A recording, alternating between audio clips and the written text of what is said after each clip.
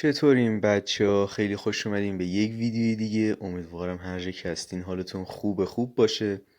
امروز اومدیم با هم دیگه تو این ویدیو همچنان با ترکیب دوست داشتنی پکا بریج اسپم توی تاپ لدر بتل بزنیم، ببینیم که تا کجا میتونیم بیایم بالا. حالا یا یه جوری میشه گفت بریم پایین دیگه. از الان سطح ویدیو بالاست، رنکمون 650 توی شروع ویدیو و خب الان هم دیگه از وسط سیزن هم حتی رد شده دیگه. اون واقعا مرحله اول سیزنی و شاخ اول سیزنی دیگه تموم شده. حریفا واقعا سختن. شما خودت نگاه کن، مثلا خوردیم به رنک 52 سیزن پیش، بعد خوردیم به آلینا گیمینگ یا الینا گیمینگ، تلفظ اسمشو نمیدونم، نامردی کرد اول بازی 5 ثانیه اولش روگ و الکترو اسپریت رفت لب پل، کارت درست دستم نبود باختم. این وسط حتی به علی کیلر هم خوردم. کلا حریفا سختن و دیگه باز پایینیش دوباره رنک 3 و 6 لده رو تور داشت. بزن بریم بدون وقت تلف کردن پس بتل اول شروع کنیم. خلاصه که حریفا واقعا سخت شدن. بیا اولین بتل ببین چی بشه. خوردیم به یوسویریک، اینم با هر دکی ممکنه جلومون بازی کنه، باید متوجهش بشیم. الان نمیشه تشخیص داد. کارتای دستم جالب نیست زیاد. یه دونه دشگو از تامین دازم، کارتی ننداخت. به ایووش هم برسیم. یکم حرکتی که میخوام بکنم ریسکیه ولی میخوام فایربال زب بزنم. 2 اکسیر عقب میفتیم با اون. گستش هم الان زنده میمونه. خب یه کاری میکنم، گست رو قبل اینکه این اسکلت از پل رد بشه باش میزنم، منظور که گستش رو بتونیم بزنیم. لعنتی به نظرم اونو ولش کنم چون اکسیر خیلی عقب میفتیم. رویال جاینت میخوره باشه دکش، ولی اینو فکر کنم یه جای دیدم. نه رویال جاینت نیست. دو طرفه باید دفاع کنیم، ضد حمله بزنیم. چون کلب گوبلین داره حس میکنم دشکو بالا میرم جلو الکترو ویزارد، ولی حس میکنم دفاع میشه. الکترو ویزارد هول داد دشکو ولی بازم رفت سمت کلب گوبلین. واقعا نمیدونم چی بگم. یه کاری میکنیم، یه کاش دشکو نمینداختم. یه مجیک آرشن میندازم از سر ناچاری. حداقل خوبیش اینه که با 2 ضربه گست نمیمیره. خب یه کاش زنده میمون، هرچند فرق نمیکرد. تاور راست باید دمج بدیم. این دو طرفه حمله میکنه بد جوری مخمون رو میخوره. دوباره باز من دفاع میکنم همینطوری. الان حداقل خوبیش اینه که باز دوتا کارتامون زنده میمونن. الان گستش باید ایوو باشه، ولی من پکامو آماده دارم. یه دونه زپ خوبه، زپ خوبی بود. حداقل کلب گوبلینش از بین میره این وسط. الان چون گست ایوو دستشه یه جورایی با اینکه دلم میخواد حمله کنم نمیتونم فعلا. بذار من کارتی نندازم چون هوگشم ایووه. خب الان گستش رو انداخت، اینو میندازم. آمادم واسه الکتروویزات. نه فایربال بذار بزنم چون یک طرفه کرد. اگه دو طرف مینداخت الکتروویزارد میزدم که حداقل بیفتن زمین. خب ببین الان وقتشه. الان باید دو طرفه حمله کنیم. یک او یه گست دوم میندازم با بندیت. اگه اینو بتونیم نگه داریم خوبه. نه نشد. یه زب خوبه، حداقل همون مرد. نه اصلا اونطور که میخواستم نشد. یه پکا از همین سمت میرم. چی اصلا تماشاگرش ایموت تاپ 100 میدن.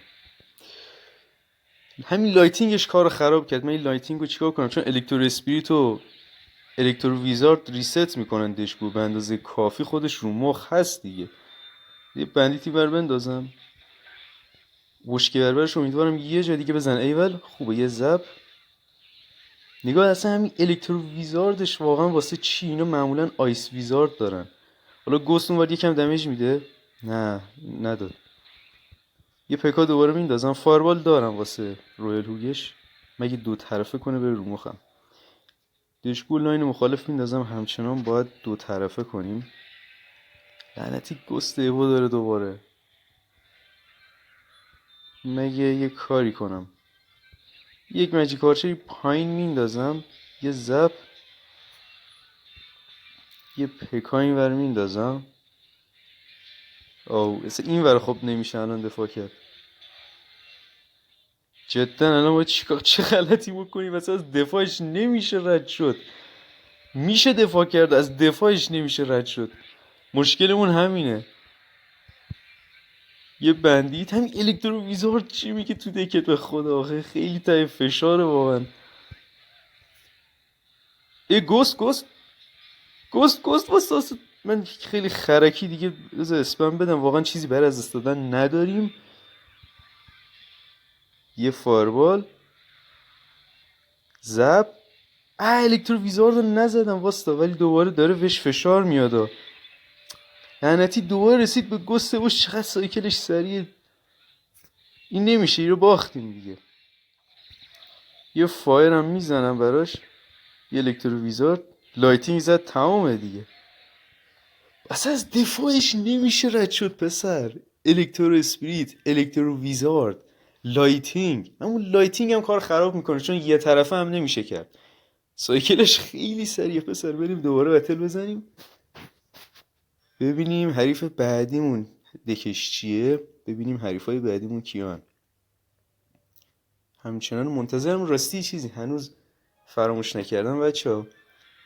خوشبختانه خیلی زودم 100 تایی شدیم. واقعا جا داره یک تشکر ویژه ازتون بکنم. اصلا انتظارشو نداشتم. خلاصه که 100 تایی شدیم و واقعا خیلی خوشحالم. به مناسبتش همونطوری که قول دادم یک ویدیو میخوام بذارم. یک نظرسنجی گذاشتم که دوست دارین این ویدیو یک ویدیو توضیح اکسیر خونی سایکل خونی باشه یا یک ویدیو در قالب توضیح تخصصی و حرفه‌ای تر مچاپ‌های دک. اینکه جلوی مچاپ‌های مختلف چیکار کنین. یک راهنمای مچاپ. حالا دیگه تصمیمش با خودتونه. هر کدوم که بیشتر رأی بیاره من احتمالا خبرم میدم که تا کی این نظرسنجی اعتبار داره رأیاش. احتمالا یک 2 روزی بمونه من مطمئن نیستم هنوز. ولی آره هر کدوم که رأی بیاره من همونو انجام میدم. واقعا برام فرقی نداره. حالا از اونجایی هم که چون هم گفتم اکسیر خانی هم سایکل خانی یه جورایی نمیشه جفتشو انجام ندم واسهتون دیگه. احتمالا باید 2 پارته بکنم با ماجیک آرچر ساختمونش رو اسنایپ کنیم. این لایتینگ هم حس میکنم داره خیلی رو مخمه. کورش رو پایین انداخت کاری نمیتونیم بکنیم.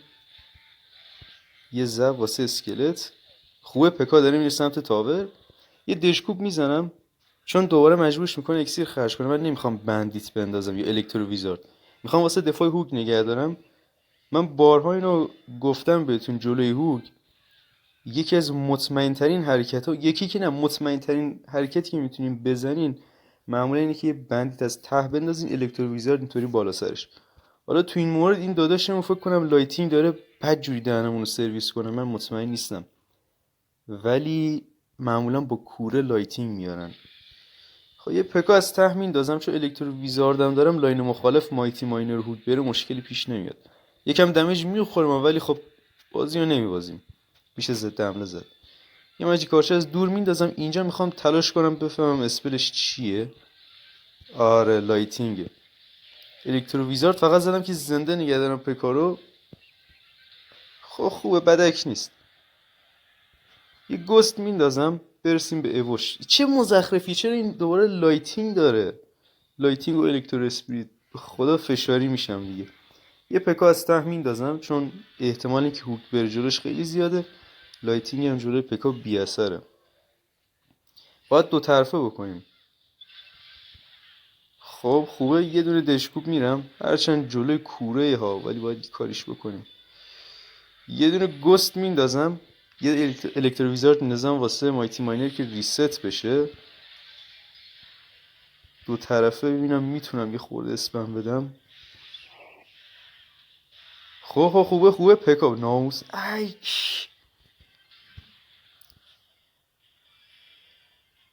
مچاپ سختیه ولی غیر ممکن نیست. فعلا صبر کنم. چیزی نمیندازم اکسیر واسه پکا داشته باشم که هوگی رفت بندازم. خوبه. یک دونه دشکوب لاین مخالف.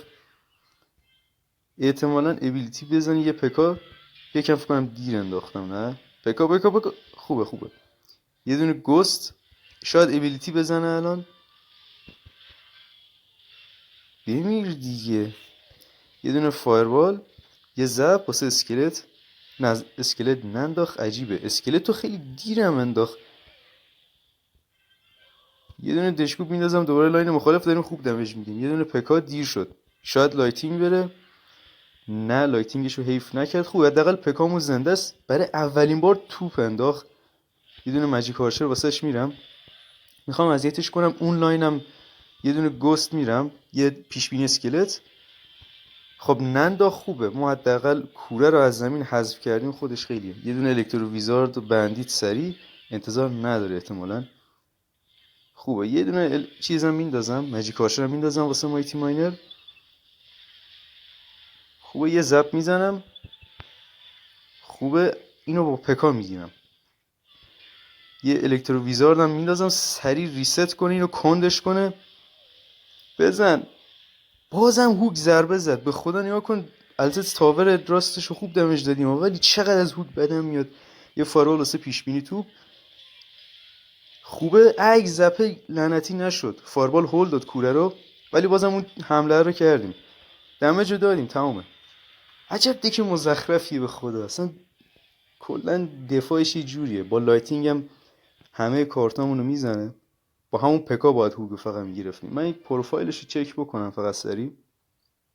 یکم گلومم همچین خشکه، کلا نیم ساعت از خواب بیدار شدم. ببینیم رنک 800 داشته سیزن پیش. خوبه دیگه، خودم هم تا 800 زدم سیزن پیش. آقا یه آپدیت از وضعیت بدم بهتون. 300 تا منفی زدم، از فشارم دارم میترکم، ولی گفتم به عشق خودتون بیام تو این اکانت کوچیکم یک گرند استارت بزنم که حداقل دو وین آخرش رو دیگه با هم کامل کنیم، سطح ویدیو بالا بمونه، زیاد کوتاه نشه. و فعلا حالا یه دونه ریپلی بهتون نشون بدم. این هوگر که واقعا از فشار دارم دوباره میترکم چون نتم قطع شد.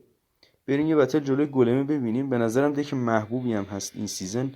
من امروز 10 بار بهم گلم خورد، یعنی واقعا گلم میدیدم اعصابم خورد میشد. و جا داره با عرض معذرتم بگم شاشیدم توی فرق سر مینی پکا که تو هر دکی هست. بگذاریم از این حرفا. اول بازی زپیز انداخت، من با خودم اینطوری بودم که یا دکش سرباز یا گلمه. زپیز بجز این دوتا دک توی دک دیگه ای نیست منطقا توی وینی 11 گرن. برای همون از ته پکا رفتم که گزینه منطقی هم بود به نظرم، چون پکا رو نکن جونش الان تقریبا پره ولی زپیزا همشون مردن. و خب زپیز هم 4 اکسیری، همچین کارت ارزونی هم نیستش، کارت سبکی نیست دیگه. اینجا من الکترو ویزاردم انداختم واسه اسنایپ بیبی دراگ. اینجا منتظر بودم مینی پکا رو که دیدم فایربال زدم. چرا؟ چون یه ضربه پکا ترکیبش با فایربال بچه‌ها مینی پکا رو از بین میبره که خب برای سورپرایز کردن حریف به نظر من خیلی خوبه. اینجا هم واقعا هیچ کاری از دستش بر نیومد. حالا مینیون داشت که معمولا اسکلت دراگ میذارم بجاش، ولی مینیون حتی به نظرم بهترم است واسش در برابر ما.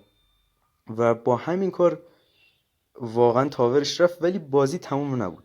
بازی تموم نبود چون بیبی دراگ ایو کارتیه که داستانو عوض میکنه و یک بار که حمله کنه دفاع واقعا سخته.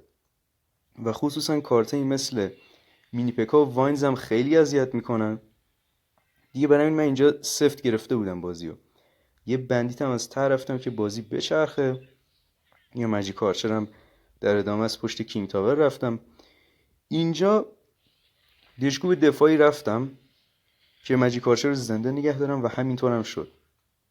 و با خودم اینطوری بودم که الان زپیز دستش نیست، سایکلش خوب نیست، یک پکا اگه برم تو دفاعش به مشکل میخوره چون واینزش هم زده. و همینطوری هم شد.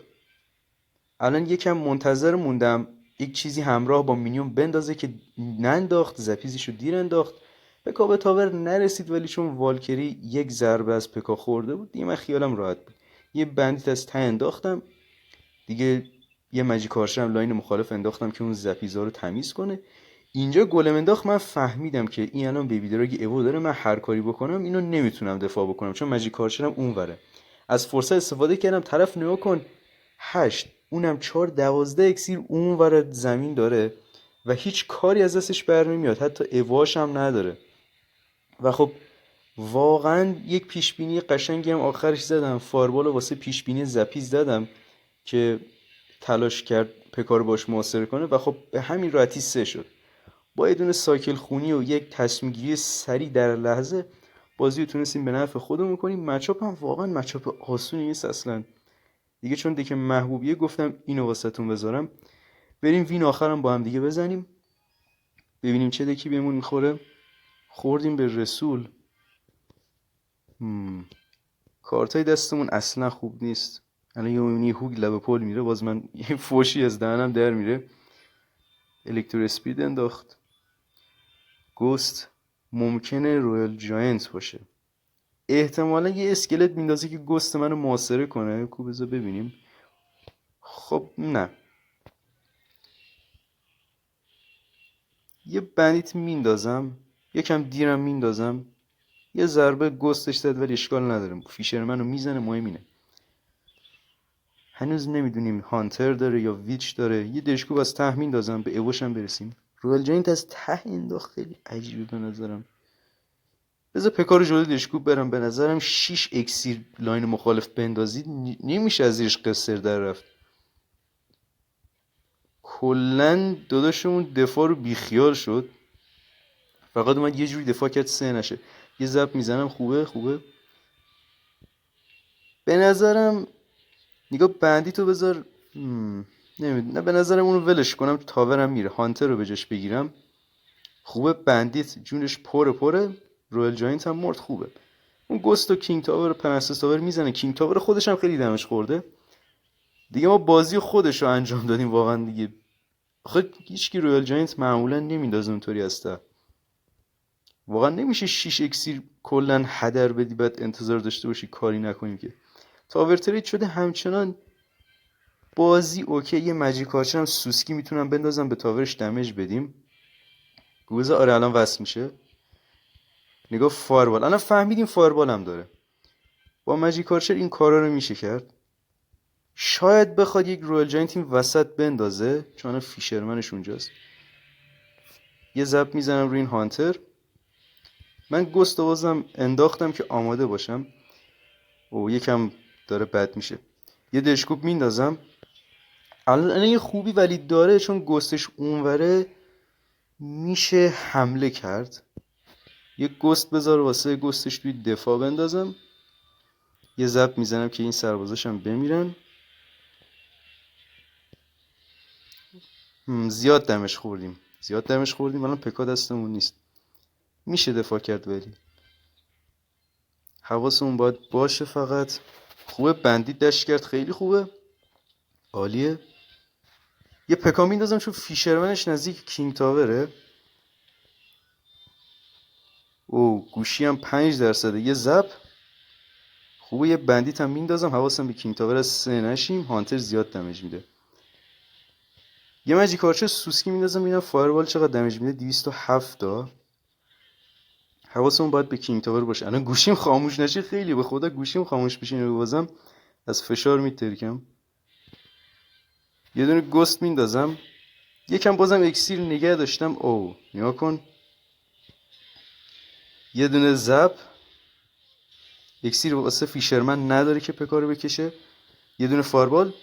تمومه. دشکوب وصل شد. تمومه. حالا تو گوشی خاموش نشده بریم ریواردشو بگیریم. یه دونه چمپیون حداقل بهمون میده.